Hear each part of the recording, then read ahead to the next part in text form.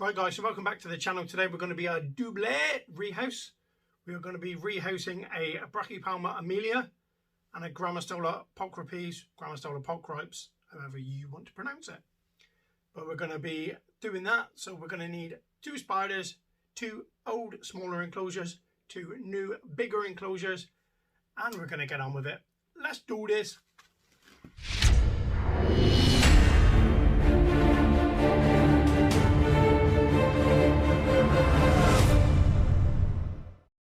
Guys, so this is currently the Brachypelma Emilia. This enclosure's needed a bit of change for a while. There you can see her. Lovely, lovely species. She will be going from this tiny little thing to this bigger, deeper, lovely enclosure. She needs a couple of little touches up. And then next up we have, it'll be hiding because it always is. And this one, there's a Grammostola Pulchripes. You can just see the legs sticking out. And that is going to be going from the enclosure it's in to this enclosure behind it. As you can see, a lot more substrate, deeper. Need to get that out, put it in there, make it more like that one. And then we're going to be ready to go. Right guys, so we are back. I've updated this second enclosure. Obviously got a little drinks thing, little tiny bit of greenery. There's no real need for the greenery, it's just there because I think it makes it look a little bit pleasing on the eye. And we also have this. Now both of these enclosures, I'll bring the second one up, it might be easier, and rather than keep going to the floor, both of these enclosures are kind of set up in the same way. The burrows both go down a lot down there. Don't know how far you can see in there. See if we can get the flash on. My help. There you go. You can see if you look at it, it goes a lot deeper than the upper level and then the third level. Same with this one, third level, second level, and that goes deeper again. Again, these are both big enough. This is probably too big for the 2 that's going in it. But I am going to, on this one, if I take the lid off, see it just moving around. There's a lot of like stones and stuff on the floor of this. I do want to put a bit of that in each enclosure. So the first rehouse is going to be the Grammostola Pulchripes. So I'm wondering how cooperative this will be. Put it like that. Where are you going? No, where are you going now? Tempted to put it that way, but I also have my trusty catch cup wherever I've just put it. Yeah, as I said about the stones and stuff, this is I'm going to put some stones around in this enclosure. I'm going to have a wet area on both, the dry area down here, and obviously the burrow.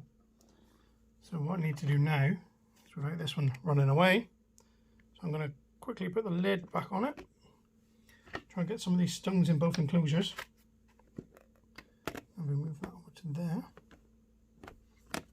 It's not going to balance.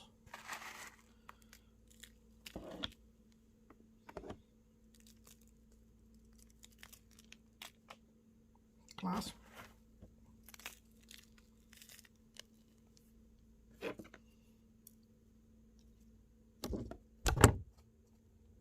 Right, so we had tripod malfunction, and this one's doing what it does. For some reason, this one is always on the roof. It's like just mental. To be honest, it's probably the only way to describe this one. Is absolutely mental. But if you've seen any feeding videos when I can actually get them to feed, I'm going to leave that one for a minute just because I can't fill up his water dish while it's there. So we'll leave that one for a minute. We'll try and rehouse the other one. See if we can actually get this set up. You may have noticed a minute ago that the video just massively cut. That was down to tripod issues. Right, so we're over there. We're ready for the next one. Hoping the next one is going to go in just as easy.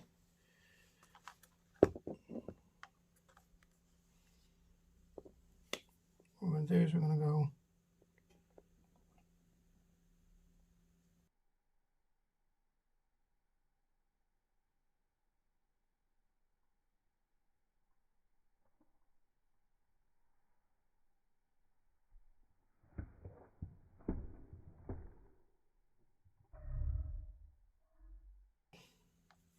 Well, she's in, and that's the reason why I went with this one, because this one can be a little bitey. And now you'll look and you'll see the difference of this and the actual enclosure it's in. But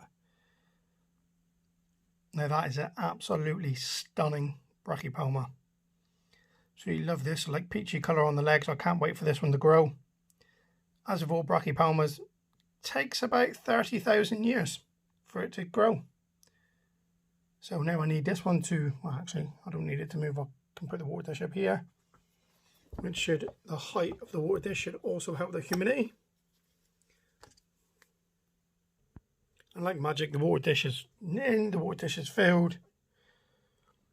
Emilia has not moved at all, but what we'll do is I will close this. And I'll give you another shot from here. And you can just see how small in comparison to the enclosure is. How deep the substrate, again, half of it, even with the falling risk from here, which the chances are it's not going to do, are minimal. Up here is definitely no issues with falling risks. But that is the enclosure, that is the Emilia. And I think that is that. I would have got the water dish being filled on the other one, but as you can see, nutter is still being a nutter. So, right guys, so hopefully you enjoyed that double rehouse. Not really much more to say than it went smoothly. Well, kind of. The Emilia, it's the reason, if you noticed on one, I use metal tongs because it's very relaxed. Kind of just walks from one enclosure to the other. The Emilia, her eating response is ridiculous at times. So I knew there was a chance she was going to try to bite or attack what I was moving her with. Hence why I went with the softer thing.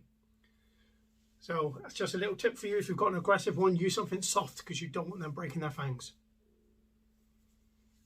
Massive thanks to every single person who has watched this, checked out my videos. My subscribers seem to be going up and up. I don't know if that's due to the tarantula tail people showing my videos and stuff like that, but massive thank you to everyone that's been involved in anything I've done recently and in the past. For now, I'm Al. You guys are awesome. Hasta la bye-byes!